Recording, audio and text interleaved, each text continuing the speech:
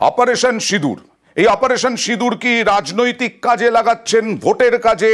আলিপুরদুয়ারের বক্তব্য থেকে বিতর্ক উঠেছিল, তৃণমূল আক্রমণ করেছিল, মধ্যপ্রদেশের সভা থেকে ফের হুঙ্কার। কিন্তু মধ্যপ্রদেশে তিনি কি বললেন? অপারেশন সিঁদুর ভারতের শৌর্যের প্রতীকে পরিণত হয়েছে, ভারতের নারী শক্তির প্রতীক হচ্ছে অপারেশন সিঁদুর, এই কথাই বললেন মধ্যপ্রদেশের সভায়। सिंदूर ये हमारी परंपरा में नारी शक्ति का प्रतीक है और यही सिंदूर अब भारत के शौर्य का प्रतीक बना है। आतंकवादियों ने भारत की नारी शक्ति को चुनौती दी है। बड़ी संख्या में बीएसएफ की हमारी बेटियां मोर्चे पर रही थी, मोर्चा संभाल रही थी, सीमा पार से होने वाली फायरिंग का मुंह तोड़ जवाब दिया। कमांड एंड कंट्रोल सेंटर से लेकर दुश्मनों की पोस्टों को ध्वस्त करने तक बीएसएफ की वीर बेटियों ने अद्भुत शौर्य दिखाया है।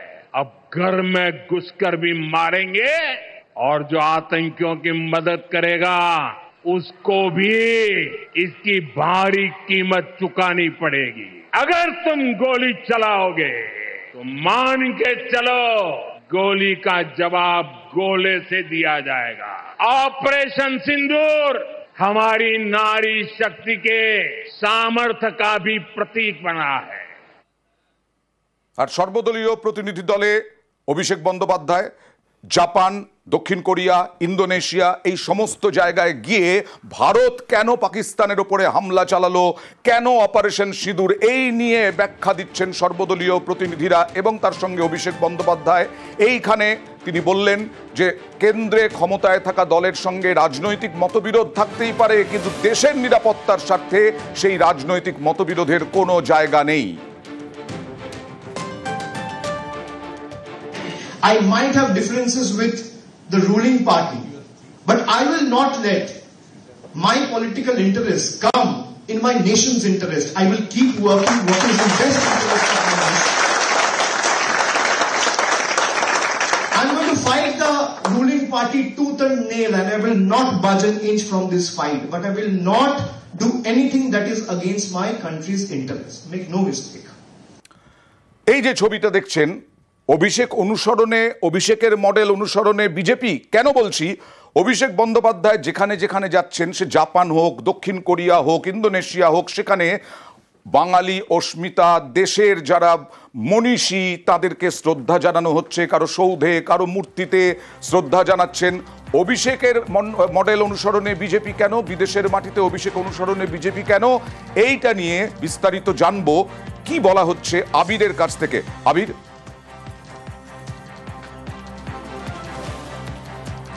তৃণমূলের বক্তব্য চাপের রাজনীতিতে পড়ে গিয়েছেন বাকি প্রতিনিধি দলের সদস্যরা, বিশেষ করে হচ্ছে কেন্দ্রের শাসক দলের সদস্যরা। অয়নদা, তুমি জানো যে 2019 থেকে একেবারে সদ্য 2024 লোকসভা পর্যন্ত এই রাজ্যের নির্বাচনের ক্ষেত্রে বাঙালিয়ানা, বাঙালি অস্মিতা, মনীষীদেরকে সম্মান জানানো এই প্রসঙ্গ বারবার ধরে আলোচনাতে ঘুরে এসেছে এবং বহু সময় দাঁড়িয়ে একাধিকবার আলোচনার প্রেক্ষিতে দাঁড়িয়ে ভারতের স্বাধীনতা ইতিহাসের সঙ্গে বাঙালিদের যে জড়িয়ে থাকার প্রসঙ্গের কথাও বারবার ধরে বিভিন্ন রাজনৈতিক নেতা নেত্রীরা তাদের আলোচনাতে তুলেছেন। তুমি যে প্রসঙ্গের কথা বললে, একেবারেই জাপান থেকে শুরু করে জাকার্তা পর্যন্ত প্রত্যেকটা জায়গাতেই দেখতে পাওয়া গিয়েছে যে সর্বদলীয় প্রতিনিধি দলের সদস্য হিসেবে থাকা অভিষেক তিনি নিজে আলাদা করে গিয়ে বিভিন্ন মনীষীদেরকে সম্মান জানিয়ে আসছেন। কার্যত সেটাকে অনুসরণ করে কখনো 48 ঘন্টা, কখনো 72 ঘন্টা সময়ের ব্যবধানে বাকিদেরকে সেই জায়গা সম্পর্কে যেতে হচ্ছে বা তারা বুঝে নেওয়ার কৌশল করছেন। এই পরিস্থিতিতে যেটা সূত্রের খবর, কুয়ালালামপুরের ক্ষেত্রে সর্বদলীয় প্রতিনিধি দলের যারা সদস্যরা রয়েছেন সেখানে দাঁড়িয়ে একটি ট্যুর প্ল্যান করা হচ্ছে যেখানে তারা সবাই একসাথে মনীষীদের কাছে যেতে পারেন। আর এক্ষেত্রে দাঁড়িয়ে রাজ্যের শাসক দলের বক্তব্য যে অভিষেক বন্দ্যোপাধ্যায় যে মডেল শুরু করেছিলেন তাকেই কার্যত অনুসরণ করে তারা বাধ্য হচ্ছেন। এটাই কার্যত চাপের রাজনীতি। ফলে সামনের বিধানসভা নির্বাচনের ক্ষেত্রে বাঙালি অস্মিতা বা মনীষীদের সম্মানের জায়গা থেকে দাঁড়িয়ে বিদেশের মাটিতেও অভিষেকের করা এই কাজকে কার্যত অনুসরণ করে করতে বাধ্য হচ্ছে বাকিরা। তৃণমূলের পক্ষ থেকে শশী পাঁজা কি দাবি করছেন মন্ত্রী, দেখুন। যারা গেছেন ভারতবর্ষের কথা বলতে অপারেশন সিন্দুর নিয়ে, তার বাইরে কিন্তু অভিষেক বন্দ্যোপাধ্যায় আইএনএ মেমোরিয়ালে পৌঁছে যাওয়া, যেখানে ঐতিহাসিক একটা গুরুত্ব রয়েছে, যে মনীষীরা রয়েছেন, বিদেশের মাটিতে যেখানে সংরক্ষণ করা হয়েছে সেখানে শ্রদ্ধা জানানো, এটা কিন্তু দলীয় তাদের কর্মসূচিতে ছিল না, কিন্তু অভিষেক বন্দ্যোপাধ্যায় পৌঁছে গেছে। সূত্র মারফত যেটা জানতে পারলাম, ইতিমধ্যে দলীয় কর্মসূচিতে নিশ্চিত করে দেওয়া হয়েছে, তো দেখে নাও তো সেখানে কোনো একটা ভারতবর্ষের ঐতিহাসিক কথা কিংবা জায়গা, ভারতবর্ষের কোনো মনীষী সেরকম কেউ আছে কিনা যার কাছে এই টিমটা পৌঁছে যাবে অভিষেক বন্দ্যোপাধ্যায় পৌঁছানোর আগে। বাংলার সন্তান হিসেবে আমরা সত্যি গর্বিত যে অভিষেক বন্দ্যোপাধ্যায় দেখানো পথে ডেলিগেশনের প্রত্যেকটি মেম্বার তারাও কিন্তু সেই পথে হাঁটছে। আগামীকাল থেকে দুদিনের বঙ্গ সফরে, আজকেই আসছেন কিন্তু কাল থেকে দুদিনের বঙ্গ সফরে অমিত শাহ কেন্দ্রীয় স্বরাষ্ট্রমন্ত্রী আসছেন, কিন্তু সেটা অপারেশন সিঁদুরের পর প্রথমে রাজ্যে। কিন্তু শুধু কি অপারেশন সিঁদুরের সাফল্য,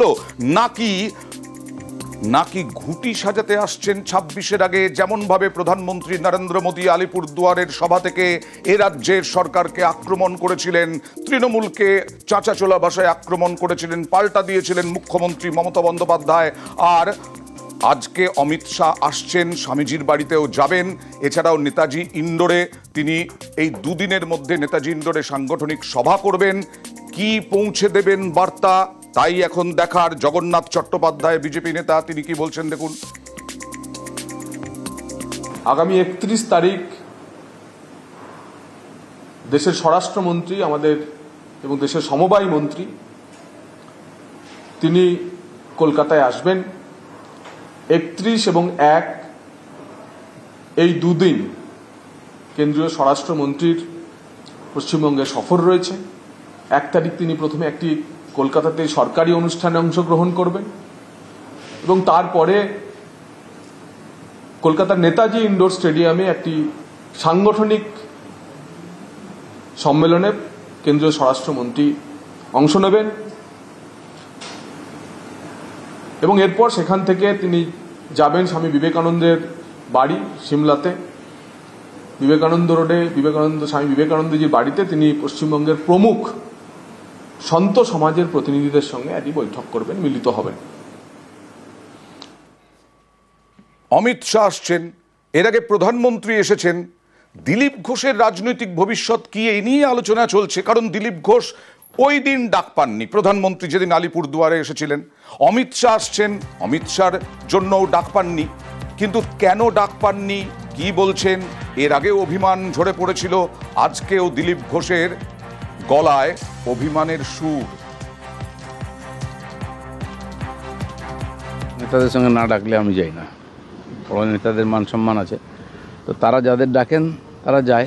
আর আমি প্রয়োজন হলে, আমার প্রয়োজন হয় না কারোর সঙ্গে, আমি তো সংগঠনের কাজ করে নিচে, যখন প্রয়োজন হয় তারাই ডাকেন আর কি করতে হবে তারা বলেন, সেটা আমরা পালন করি মাত্র।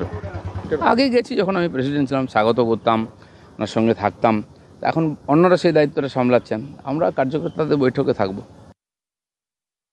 না। অভিমানের কী আছে?